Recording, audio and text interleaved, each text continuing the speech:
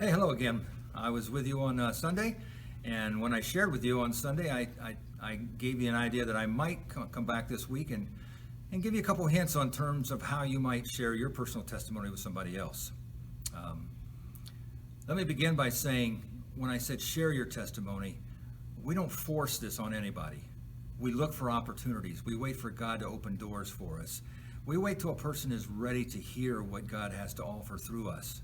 And so sharing means when the time is right, not forcing. But let me begin by saying to you that as a young boy, I think I was probably starting my sophomore year of college, my sophomore year of high school. I had a pastor, one of my pastors came to me and said, you know, Bob, I really sense that God might be calling you into ministry, might have some special things planned for you, but we don't know for sure. And so would like to take you with me for a number of months and just expose you to some of the things that I do that in turn might help you to see what it would be like to be in pastoral ministry. And so over a course of about 6 months, he took me to visit with people. He took me to some hospital calls. We did some things together that were related to the church as a whole. And I need to say to you, he always got permission to bring me along from the persons we were going to be sharing with. And he also talked to me in terms of specifically what it meant as far as confidentiality. And so it wasn't just me dropping in with him on a bunch of people. Now, he also did something that he probably figured that if it was going to sour me on it, it would do it. And that was he took me to some church meetings. And that was enough to tell me I don't want to go to meetings. But anyway, I digress. I also came across a pastor then later on who, as I began to sense God's call, spent a lot of time working with me.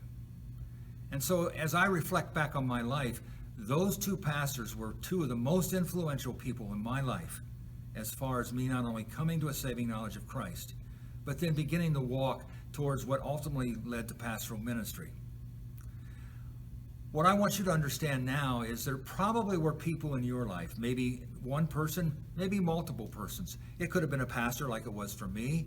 It might have been a Sunday school teacher. It might have been your mom, your dad. It could be just about anybody. But I am willing to say that there was probably at least one person in your life who invested their life into your life. They shared themselves with you.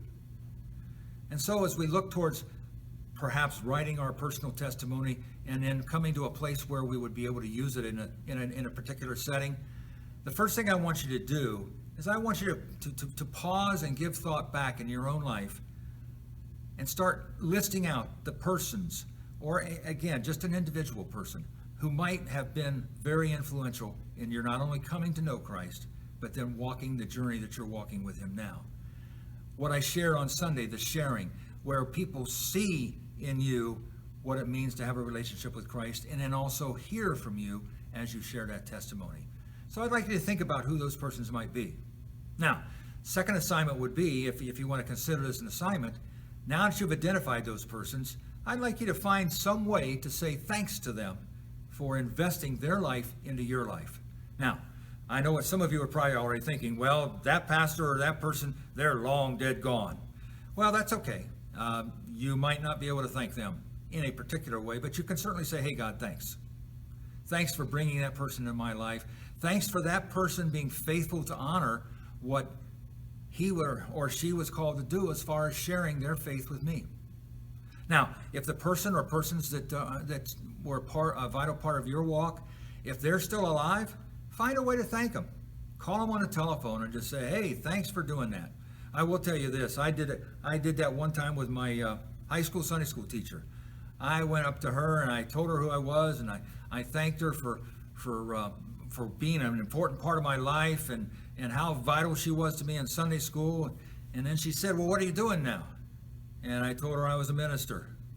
She passed out. No, she didn't really. But she was very surprised that I was involved in ministry, but then was reminded that our role in walking alongside other people in their walk with Jesus Christ, we're not in charge of the results. What we're supposed to do is simply do it. So anyway, think about who those people might have been, then find a way to say thank you. Email, phone call, letter, I don't care. Find a way to thank you, to thank them. Now, the last assignment, if you will. This one's a little trickier.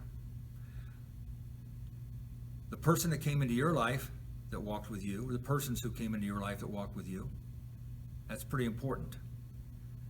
Now, what I'm asking you to consider is, who has God called you to walk into their life? Who has God called you to walk alongside, to nurture them, to help them with their struggles, to encourage them, to challenge them, to be there when they stumble, when they fall? That's what I want you to think about now.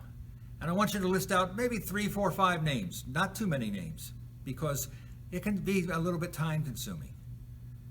But I'd like you to begin then praying and saying, Lord, if these are the persons that you want me to reach, if you want me to nurture, if you want me to walk alongside, show me how best to do it. And then, Lord, help me to do it. Amen.